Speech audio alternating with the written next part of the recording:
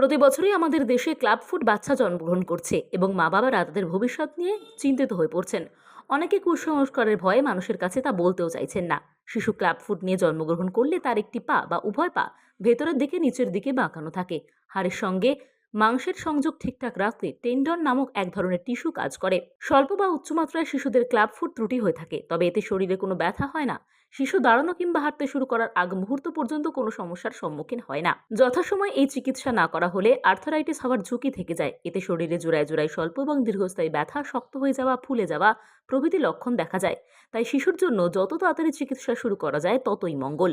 কলকাতার প্রখ্যাত pediatric orthopedic surgeon doctor Soumya পাইকের হাত ধরে বহু শিশু সুস্থ এবং স্বাভাবিক জীবনে ফিরে এসছে। আর তাই আমরা তার কাছে ক্লাব ফুড শিশুদের জন্য একাধিক প্রশ্ন নিয়ে গেছিলাম। কি বললেন তিনি, দেখুন। ক্লাব ফুট এর বাংলা মানে হচ্ছে পুষ্পা। পুষ্পা কথাটা বললে অনেকে বুঝবেন না। ক্লাব ফুট কথাটার আরেকটি ইংরেজি টার্ম আছে, তাকে বলা হয় সিটিইভি বা কনজেনিটাল ট্যালিপাস ইকুইনোভ্যারাস। ক্লাব ফুট কথাটা এসছে গলফ ক্লাব থেকে। গলফ স্টিককে গলফ ক্লাব বলা হয়। ওটার মানেটা হচ্ছে গলফ স্টিক একটা সরু স্টিক থাকে আর তার নিচে একটা বাঁকানো জিনিস থাকে ধনুকের মতো, সেটাকে হয় গলফ স্টিক। তেমনি ক্লাব ফুটের যে হাঁটু আর অ্যাঙ্কেলের মধ্যে পোর্শনটা সেটাকে সরু হয়, লেগটাকে সরু হয়, তার নিচে পায়ের পাতাটা একটু কার্ভ থাকে ধনুকের মতো। এই কারণে এটাকে ক্লাব ফুট বলে। খুব আনকমন রোগ নয়, কমনেস্ট কনজেনিটাল অর্থোপেডিক ডিফর্মিটি। প্রতি 1000টি বাচ্চা জন্মালে একটি করে ক্লাব ফুট দেখা যেতে পারে। ক্লাব ফুট চিকিৎসার একটু বড় চিকিৎসা চলে, কিন্তু সম্পূর্ণ চিকিৎসা যদি সঠিক সময় শুরু করা যায়, ক্লাব ফুট চিকিৎসা করলে সম্পূর্ণ সেরে যাওয়া সম্ভব। ক্লাব ফুটের চিকিৎসা ইউজুয়ালি আমরা শুরু করি 7 থেকে 10 দিন বয়সে। কিন্তু যদি প্রিটার্ম বেবি হয়, যদি বাচ্চার ওজন কম হয়, 2.5 কেজি কম হয়, তাহলে আমরা চেষ্টা করি বাচ্চার ওজন 2.5 কেজি অবধি যেতে। 10 দিন বয়সে যদি 2.5 কেজি না হয়, তাহলে আমরা যবে 2.5 কেজি হয় তবে প্লাস্টার চালু করি। তার কারণ খুব ছোট বাচ্চার প্রিটার্ম বেবির প্লাস্টার করলে চামড়া খুব থিন হয়, তাহলে প্লাস্টার রিলেটেড সমস্যা বাড়ার সম্ভাবনা থাকে। ক্লাব ফুটের চিকিৎসার জন্য পনসেটি মেথডে চিকিৎসা করা হয়। সারা পৃথিবীতে এখন এই মেথডটা ইউনিভার্সালি অ্যাকসেপ্টেবল। পনসেটি মেথডে জন্মের পরে 4 থেকে 6টা প্লাস্টার করা হয়। সপ্তাহে সপ্তাহে প্লাস্টার চেঞ্জ হয়। যদি আজকে রোববার প্লাস্টার হয়, তার পরের রোববার আবার প্লাস্টার হবে। এরকম সকালে আসে পেশেন্ট, প্লাস্টার হলো, বাড়ি চলে গেল, পরের সপ্তাহে আবার সেম দিনে এলো, প্লাস্টার হলো, বাড়ি চলে গেল। এরকম 4 থেকে 6টা প্লাস্টার হওয়ার পরে আস্তে আস্তে আমরা দেখি পায়ের পাতাটা সোজা হতে শুরু করেছে।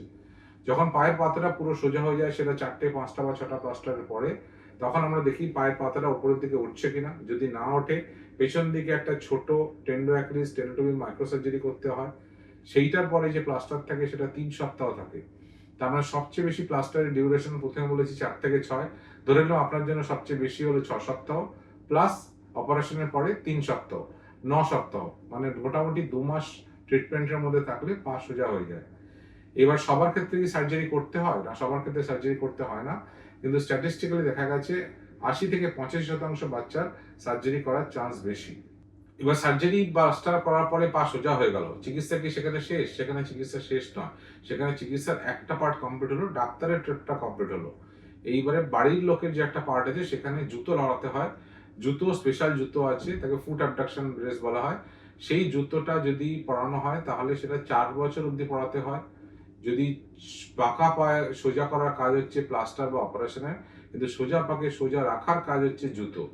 এবারে আমি জুতো যদি না পরাই, প্রথম দিকে কি হয়, বাচ্চার পায়ে বাঁকা থাকে, বাবা মায়ের মাথায় টেনশন থাকে, কিন্তু একটা সময় পরে যখন পা সোজা হয়ে যায়, তখন আর জুতো কেউ পরাতে চান না। জুতো যদি না পরানো হয়, তাহলে সোজা পা আবার বেঁকে যায়, সেক্ষেত্রে আবার বড় বড় সার্জারির দিকে যেতে হয়। সুতরাং জুতো পরানোটা খুব জরুরি।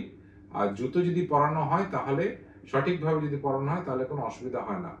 জুতোর আরেকটা সমস্যা, বাচ্চা যখন আস্তে আস্তে হামাগুড়ি দেয়, স্কুলে যায়, তখন জুতোর টাইমিং গুলো চেঞ্জ হয়, সেই কারণে ফলো আপে আসতে হয় মাঝে মাঝে। কিন্তু সম্পূর্ণ চিকিৎসা, প্লাস্টার, যদি সার্জারি দরকার হয়, ছোট মাইক্রো সার্জারি, এবং জুতো যদি 4 বছর অবধি পরানো হয়, তাহলে সম্পূর্ণ সেরে যাওয়া সম্ভব। আর একটা কথা বলা হয়, জুতোর কাজ কিন্তু বাঁকা পাকে সোজা করা নয়। বাঁকা পাকে সোজা করার কাজ হচ্ছে প্লাস্টার এবং অপারেশনের। জুতোর কাজ সোজা পাকে সোজা রাখা, মেনটেনেন্স ফেজ। কোনো কারণে জুতো না পরলে যদি পা আবার বেঁকে যায়, তখন আবার প্লাস্টারের দরকার হতে পারে। ক্লাব ফুটের মেজর পোর্শনটাই নন সার্জিক্যাল, যেমন তাকে বলেছি প্লাস্টার করতে হয়। কিছু ক্ষেত্রে মাইক্রো সার্জারি লাগে, কিন্তু সেই সার্জারি লাগার সম্ভাবনা 80 থেকে 85%। হ্যাঁ, স্পেশাল শু লাগে, তাকে ফুট অ্যাবডাকশন ব্রেস বলে। সাধারণত দুটো জুতো থাকে, তার মধ্যে একটা বার দিয়ে আটকানো থাকে, একটা দুটো জুতো একটা রড দিয়ে আটকানো। এটা হচ্ছে ক্লাব ফুটের জুতো।